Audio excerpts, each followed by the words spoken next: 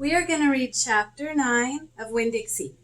She is going to meet a few more friends and characters in this chapter 9. And our friend JR is listening too.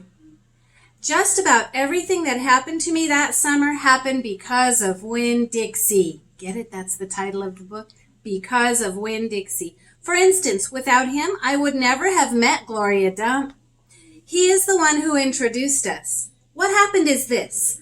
I was riding my bike home from Gertrude's Pets, and Winn Dixie was running along beside me.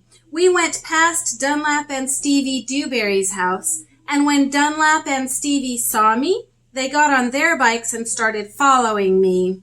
They wouldn't ride with me. They just rode behind me and whispered things that I couldn't hear. Neither one of them had any hair on his head because their mama shaved their heads every week during the summer because of the one time Dunlap got fleas in his hair from their cat, Sadie. And now they looked like two identical bald-headed babies, even though they weren't twins. Dunlap was 10 years old like me, and Stevie was 9 and tall for his age.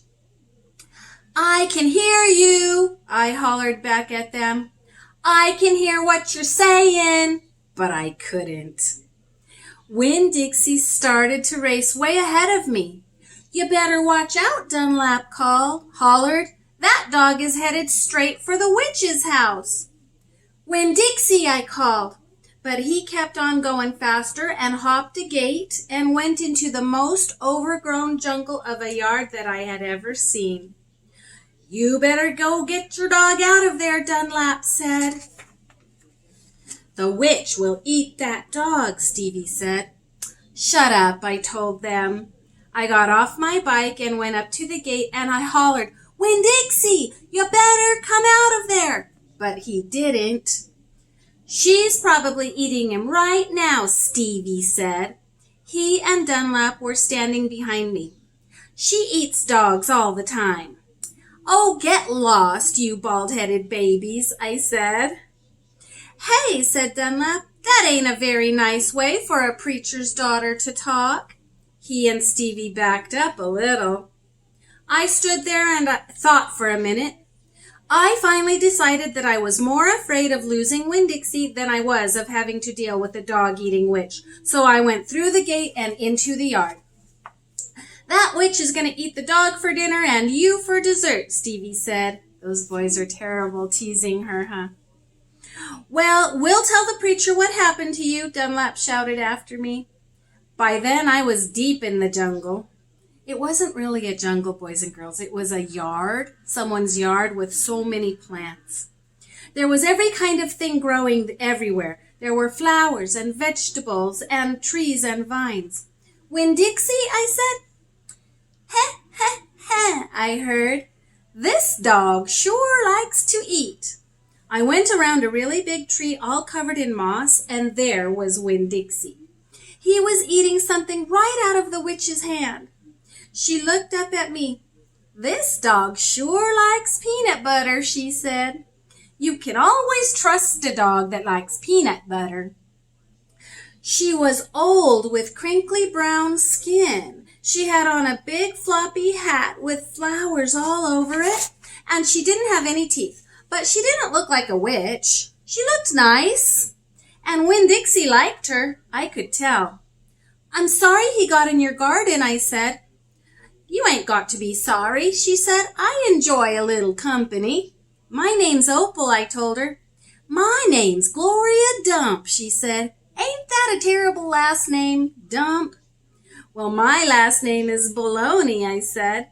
"Sometimes the kids back at school, back in Watley, called me lunch meat." "Ha!" Gloria Dump laughed. "What about this dog? What do you call him?" "Winn Dixie," I said.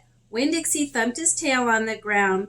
He tried smiling, but it was hard with his mouth all full of peanut butter, 'cause it's sticky. "Winn Dixie," Gloria said. "You mean like the grocery store?" "Yes, ma'am," I told her. "Hoo-wee," she said. "That takes the strange name prize, don't it?" "Yes, ma'am," I said. "I was just fixing to make myself a peanut butter sandwich. You want one too?" said Gloria. All right, I said. Yes, please. Go on and sit down, she said. But sit down careful, 'cause that chair's kind of broken.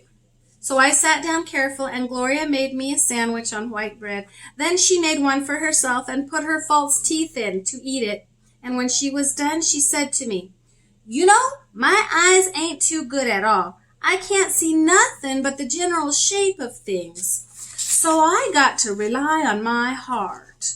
Why don't you go ahead and tell me everything about yourself so I can see you with my heart?"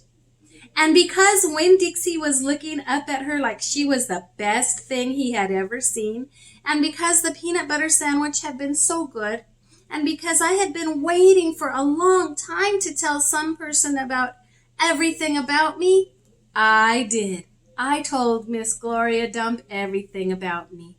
So she made a new friend, Gloria Dump. Now those boys are kind of stinky. Dunlap and Stevie Dewberry, they're not too friendly. But I hope by the end of the book, they all get to be friends too.